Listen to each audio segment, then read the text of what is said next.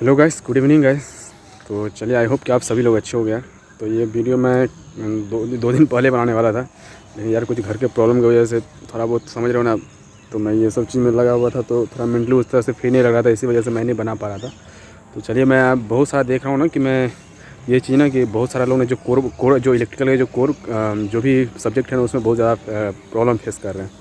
तो जैसे कि मैं यहाँ पे भी जो जो लड़के लोग जो भी ब्रांच जैसे पावर इलेक्ट्रॉनिक्स से, पावर सिस्टम से जो भी ब्रांच के हैं, ऐसे तो मेरा इलेक्ट्रॉनिक्स में मैं जा चुका हूँ, तो इसीलिए मैं तो उतना उसमें जैसे पावर इलेक्ट्रॉनिक्स, पावर सिस्टम वाले में तो मैं ध्यान नहीं देता। लेकिन जो लड़के लोग हैं उनसे बात हुई तो मैक्सिमम की प्रॉब्लम थी ना कि जो पावर सिस्टम है भाई, मैंने पावर इलेक्ट्रॉनिक्स मुझे बहुत प्रॉब्लम हो रही थी।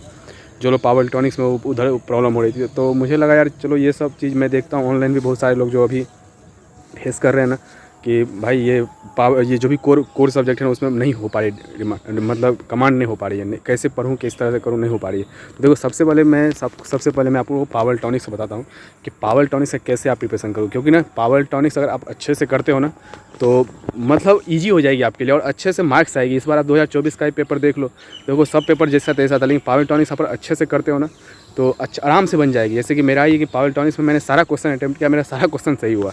इवन ये मेरा पावर सिस्टम में नहीं हुआ, मशीन में नहीं हुआ, लेकिन पावर इलेक्ट्रॉनिक्स में हो गई। लेकिन हर साल ऐसे ही क्यों, ऐसा इसलिए होता है ना, जैसे देखो 4 ही मॉडल, मतलब एक तरह से 4 सब्जेक्ट है। एक हो गया AC/DC, एक हो गया आपको ये जो जो पहला चैप्टर है थैरिस्टर का, वो हो गया।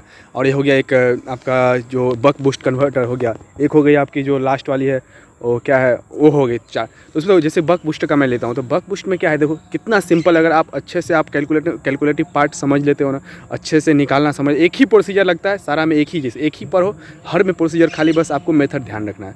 तो ये पावर इलेक्ट्रॉनिक्स में सबसे अच्छा मैं तरीका बताऊँ, अगर पावर इलेक्ट्रॉनिक्स आपको मतलब कमांड करनी है ना, तो जैसे कि बहुत नो डाउट कि आपको बहुत ज़्यादा आपको कुछ ना कुछ याद रखना पड़ेगा पावर इलेक्ट्रॉनिक्स में। क्योंकि उस समय आप उतना ड्राइव नहीं कर सकते, उस समय अपना उतना दिमाग लगा के आप उतना एक एक करके ये लगा के प्रोसीजर लगा के उसको फॉर्मूला को डिफाइन नहीं करोगे आप, क्योंकि वो आपको टाइम कंज्यूमिंग होगी। और गेट में बहुत टाइम का प्रॉब्लम होता है। लोग बोलते हैं कि टाइम मिलती है, लेकिन नहीं, क्योंकि क्वेश्चन भी उतना रहते हैं कि आपको टाइम खत्म हो जाती है। एक भी क्वेश्चन में आप स्टक कर गए ना, तो 10 मिनट लिए तो आपका ऐसे ही यहाँ का मेंटल लेवल आपका इतना बढ़ जाएगा ना, इतना प्रेशराइज फील करोगे ना कि सब चीज़ खत्म हो जाएगी।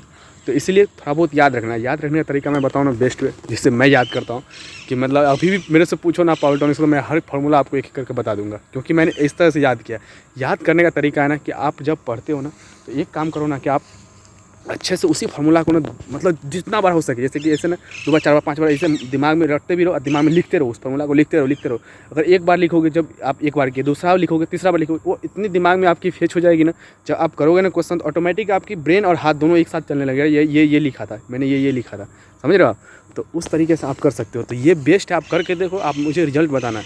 समझे? कितना से भी कितना फार्मूला आप 3 से 4 बार 5 बार अगर आप अच्छे से लिख लेते हो ना, और दिमाग में साथ में प्रिपरेशन करते हो ना, साथ में मतलब लिखना और साथ में ब्रेन से बोलना भी, देखना आप इतने दिमाग में आपकी फेच हो जाएगी ना, आप कभी नहीं भूलोगे। और आपके ये सबसे बड़ी चीज़ है ना कि आप जब एग्जाम में जाओगे ना, तो उस समय तो आपको और भी कन्फ्यूजन नहीं होगी।